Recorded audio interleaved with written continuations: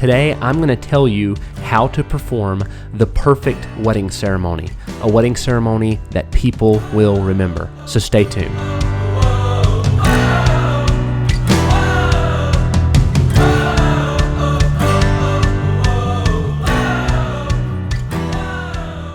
Hey everybody, my name is Chad Muncie, and this is Grow My Officiant Business. Thank you so much for tuning in. I'm really excited that you joined me because on this episode, you are going to learn how to officiate a perfect wedding ceremony, even if you've never done it before. Now, a wedding ceremony is a culmination of a lot of different things.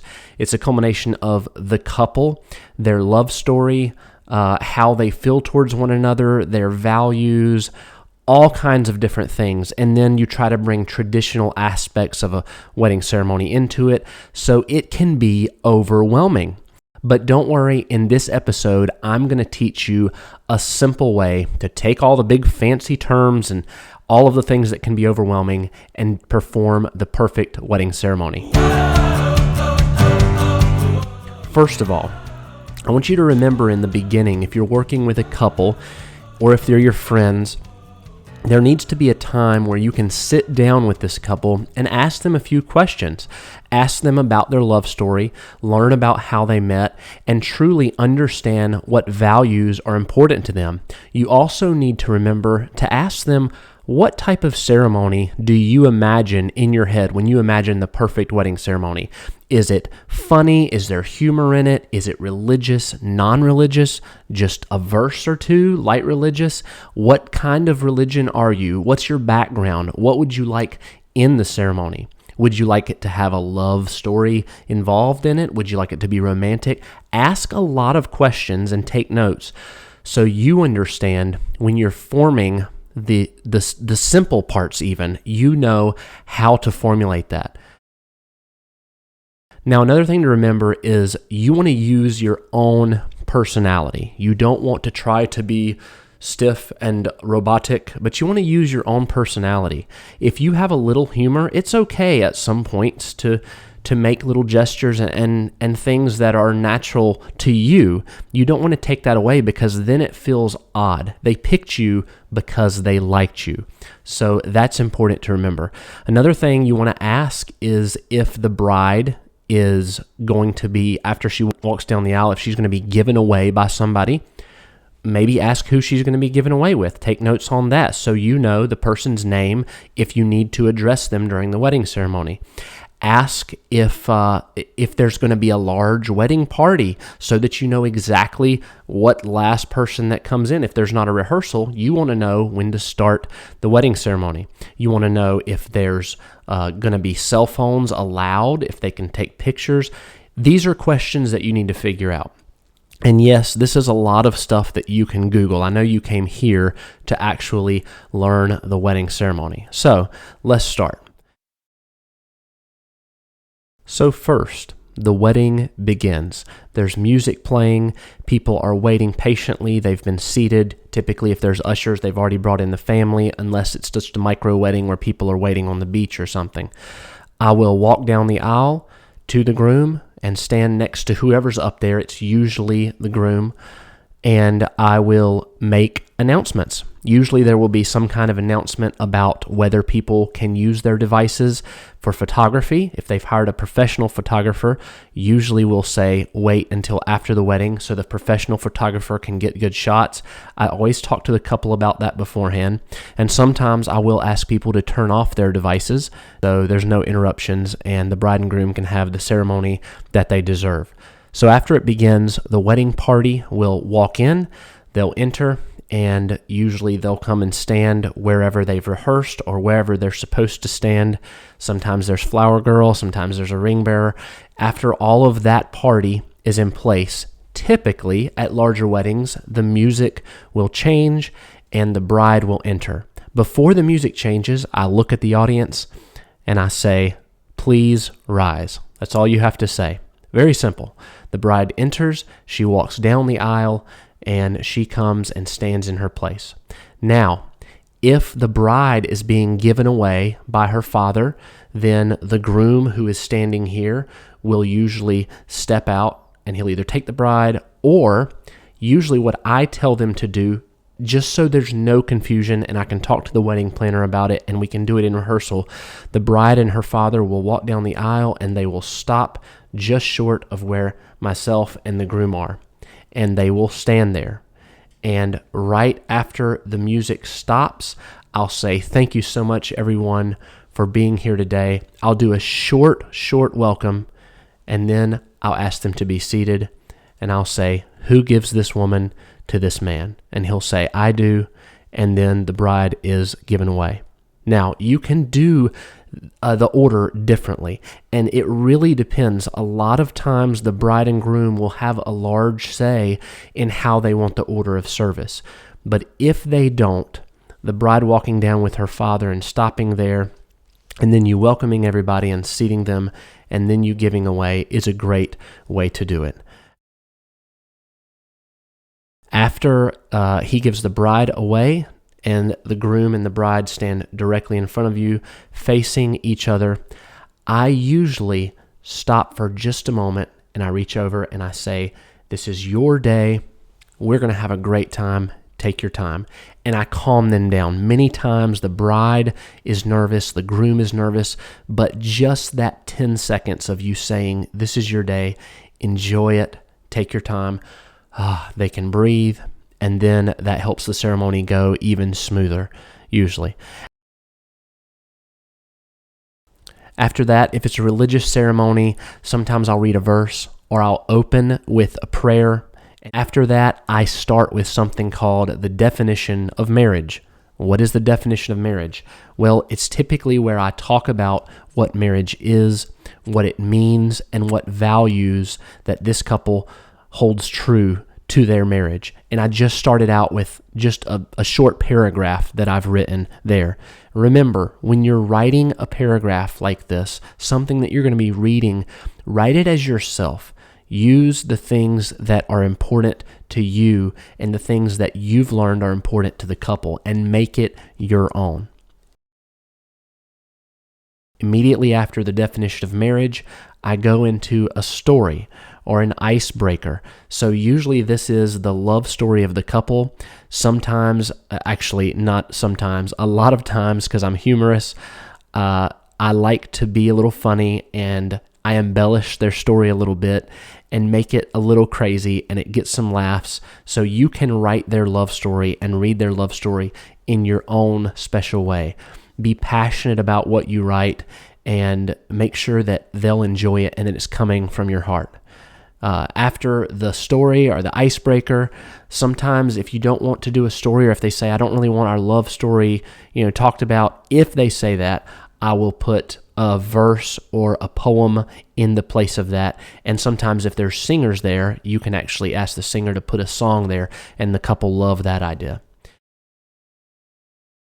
After the story, icebreaker, verse, prayer, song, whatever you decide to put at that point, that is when I do something called the Declaration of Intent. And I've actually pulled up a ceremony that I just did so that I could kind of give you exactly what my Declaration of Intent sounds like. Usually it's just one simple question, and we'll say, "Sam and Rachel, do you, Sam, take Rachel to be your wedded wife?" He says, "I do. Do you promise to?" And this is where you can add something funny. If it's humorous, sometimes I'll say something like, "Do you promise to do your best to take out the trash and pick up your clothes off the floor?" Or something silly like that, outlandish, and people will laugh and they love it. And for instance, this one, the couple had a story where she met him because she heard him on a radio show, and so in this one I said, "Do you promise to continue to serenade her with your magical radio voice?" And everybody laughed. They loved it. So you can add humor in there. If you don't want it to be a funny ceremony and they want it to be very serious, you can add something more passionate. But at least I put, "Do you take so-and-so to be your wedded wife?" Or "Do you take so-and-so to be your wedded husband?" And before you do the vows, the next step is to go into something I call the wedding vow summation. It's where you have another short paragraph about their wedding vows and you are introducing their wedding vows. Often I will use the values that they told me before, the values that they hold dear right here. And I will remind them, like in this one I said, before you take the vows, I want you to both to remember something. You talk about love, faith, trust, and acceptance. These things are going to be the foundation of your relationship. Your love is beautiful, and no other ties are more tender. No other vows are more sacred than the ones that you're getting ready to take. It can be something as simple as that or more profound. You can add a verse into there depending on what the type of ceremony. That's the wedding vows summation. Next are the wedding vows. And this should be a question you've asked them previously before when you had your initial meeting with them. What do you want your wedding vows to be like? Do you want me to read them and you repeat? Or do you want to actually come up with your own wedding vows and read them in front of everyone? Sometimes they'll want to write their own vows. Sometimes you will be reading the ones and they'll be repeating you.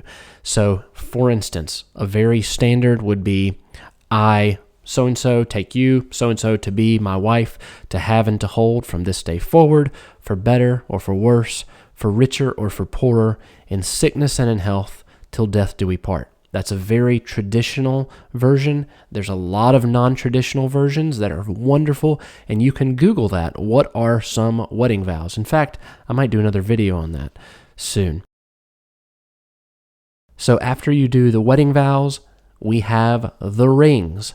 You will sometimes have a ring bearer. Sometimes the maid of honor will have one, and the ring bearer or best man will have one. You'll know ahead of time. You'll ask them who's going to have the rings, and you will say, so-and-so, so-and-so, may I have the rings, please? I usually take the woman's ring, give that to the man, and he can put it on her finger, and I say, as you're doing this, repeat after me. I give you this ring as a daily reminder of my love for you and as a lifelong symbol of the commitment I make to you. They repeat that. Usually you'll break that up. So you'll say something like, I give you this ring. They'll say, I give you this ring. As a daily reminder of my love for you, and so on and so forth. Don't say really long lines and expect them to repeat it. Give them something simple. They're already probably nervous, so give them shorter sentences to say when they repeat that. After the rings exchange, you sometimes will have a special ceremony. And this is where I save this spot for the special ceremony. Sometimes it's a sand ceremony, for instance, or sometimes it's a knot tying ceremony. They could be jumping the broom. There's so many special ceremonies that they could be doing. And if they're doing something like the sand, you'll come up and you'll write something that involves their love story. Sometimes there will be music playing, but this is the spot you save for special ceremonies. Now comes the pronouncement. Sometimes I will have a little short summation, a paragraph about the couple, about the wedding ceremony, and sometimes I'll have a charge. For instance, if you have a religious one, sometimes the couple will say, I'd love for you to give us like a charge moving forward, give us some inspiration. And that's what I did in this one. And I told them, I have a charge that I want you both to listen to and remember. You're going to move forward as a team, and your relationship will grow. Sometimes there are going to be moments of excitement, new things, and happiness. And there will be moments that will not be exciting or happy. And sometimes there will be unexpected moments. But no matter what you go through, remember that this is about making a choice every day to love each other and value each other at all times. It's about your commitment here with each other. So remember this very moment. And then I will pronounce them. I will say, you and you, by the promise of your love and commitment to each other and by the power vested in me. It's my privilege to pronounce you husband and wife. And then I say, you may kiss your bride, you may kiss your spouse. There's 1,000 things you can say here, and you can even talk to the couple and make sure they're okay with how you pronounce them. And then at the very end, so that it's a big bang, I say, I am so excited to present for the first time ever Mr. and Mrs. Smith. And then the music starts and they walk out. The main thing is be yourself, be excited, and understand that sometimes you'll make a mistake. Sometimes you might be a little nervous, but that's okay. Be yourself, enjoy it, and your only job is to make sure that this couple is comfortable and that they get the ceremony that they told you about and that you're doing your best. So enjoy it. Go officiate a ceremony. And if you're nervous, you can watch my next video. I will have it somewhere on this screen, and it teaches you how not to be nervous in front of any crowd. So have a great day. I'll see you next time. Don't forget, if you love the content on this channel, please subscribe, like the videos, and hit the bell. I can't wait to talk to you again soon.